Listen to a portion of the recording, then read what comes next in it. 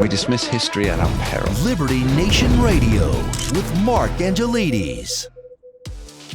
Illegal immigration is getting all the headlines this week, most notably out of the Supreme Court. But is this a First Amendment issue advising someone to cross the border illegally? Well, to help delve into that and other issues out of the Supreme Court, we're joined once again by Liberty Nation's legal affairs editor, host of the excellent Uprising podcast, and international traveler, man about town, Mr. Scott D. Cosenza, Esquire. Thanks for coming on, Scott.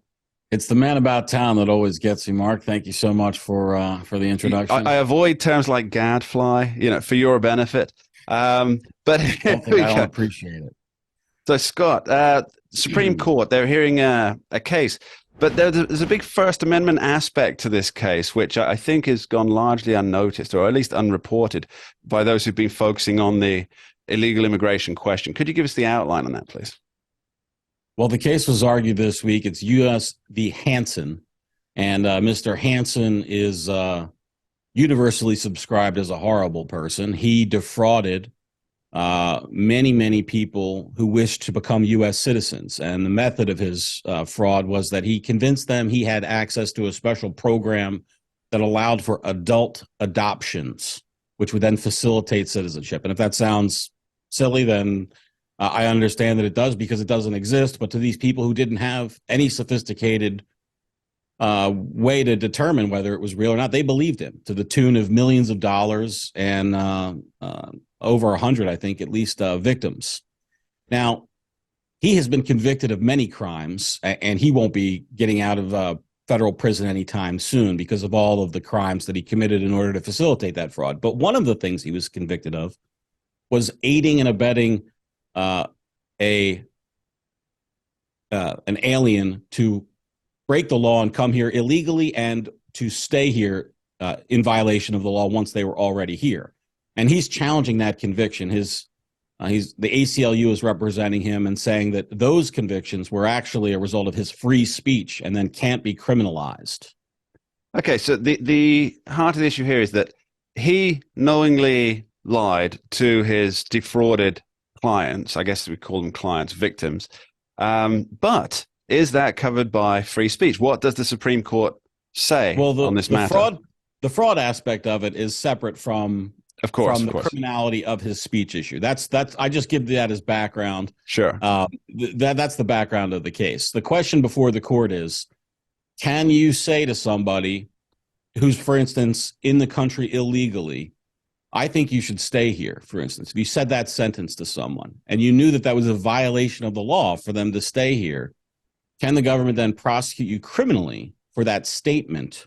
Or is that a part of your First Amendment protected free speech right to suggest that that person should do something that in and of itself is violative of the law? And that was the question argued before the Supreme Court. Now, before we get to what the Supreme Court actually determined, obviously they haven't given a ruling yet, but which direction their thinking went, I think it's really important to point out that this is quite a significant question to be asked, because if we take your example there of somebody saying, I think you should stay in this country. Now, we have numerous NGOs, non-profits helping illegal immigrants into the United States to either find a legal route to stay in the United States, but they're encouraging them through, after essentially doing a violation of crossing the border illegally, they're encouraging them to continue with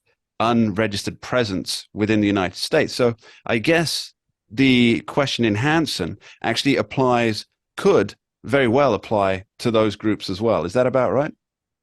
Well, that is about right. There is a solar system there that revolves around helping folks. There were over a couple $1 million that they paid. So there's money to be had both from the customer side of things, if you will, and also the sort of NGO 501c3 side of things. But I think you're actually thinking too small, Mark.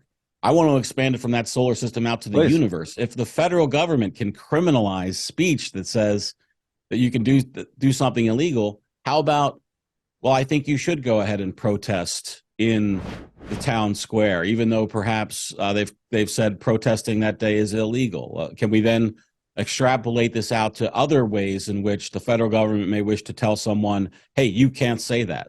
And is that okay? I think that, to me, is the crux of the issue, and how I suspect the Supreme Court will be analyzing it, not just with respect to how it affects these immigration agencies and issues, but the broader law. When can the government tell us that something is illegal to say? Now that, yeah, exactly. I mean, that it really is. I think this represents like a linchpin case for something that can be extrapolated out, because if the Supreme Court rules in the First Amendment free speech favor, as in the government does not have a right to tell or to criminalize certain speech here, then surely that would apply in a swath of cases that are bound to come up over the next decade, 2 decades. And I mean, how does this? How were the justices' thoughts on this? Did we get any indication of? Well, I won't be telling you about their thoughts. I can discuss what they've Sorry, said. their speech, their words. You're always after me for the prediction, and Scott DeCosenza is Liberty Nation's resident psychic. Does tea leaf readings on Tuesdays and Thursdays. I'm looking for my magic 8 ball, and I don't see it here on the desk. I will tell you that there didn't seem to be a lot of enthusiasm for the notion that it was okay to make this speech illegal. Justice Thomas, I think, was perhaps the most outwardly skeptical, if anyone was, and his skepticism was not particularly robust, it seemed like. Justice Sonia Sotomayor was the most robust defender, I think, of free speech on the day, and really went after the advocates and talked about how this was novel in at least one way, which was that violating our immigration laws is often not a criminal act. It is violative of our civil law, right? So you can be forced to leave, but you won't be imprisoned, especially for like a first time type violation.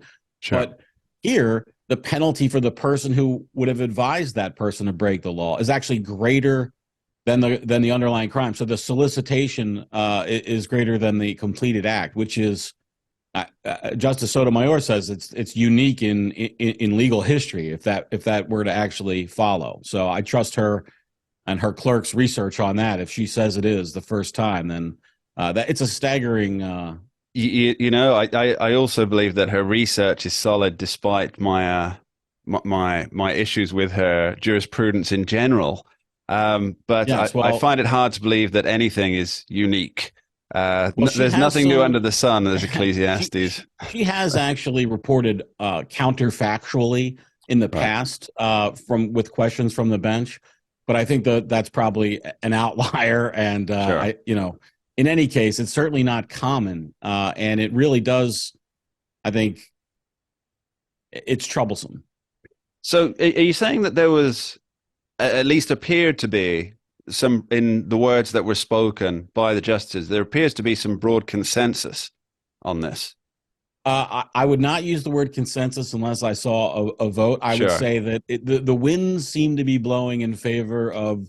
If I were a betting man, I would be betting on Mr. Hanson's chances at the Supreme Court rather than the federal government's. I think that's the best way to play it. If I had to pick one as a winner and one as a loser, I would pick Hanson as the winner in this case. Okay, well, we know that obviously with the Supreme Court, it's always best to prepare to be disappointed, and then you're never too disappointed if you're already prepared to be disappointed.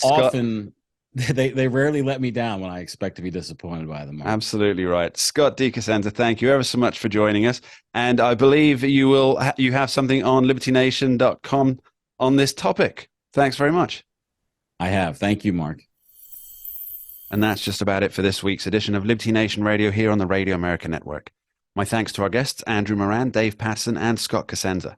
And of course to you at home for joining us as we delve deep into the politics and economics of America today. My parting shot for this week comes from Edward Abbey, who wrote, quote, "Simply because humankind have the power to meddle or manage or exercise stewardship in every nook and cranny of the world does not mean that we have the right to do so, even less the obligation," end quote.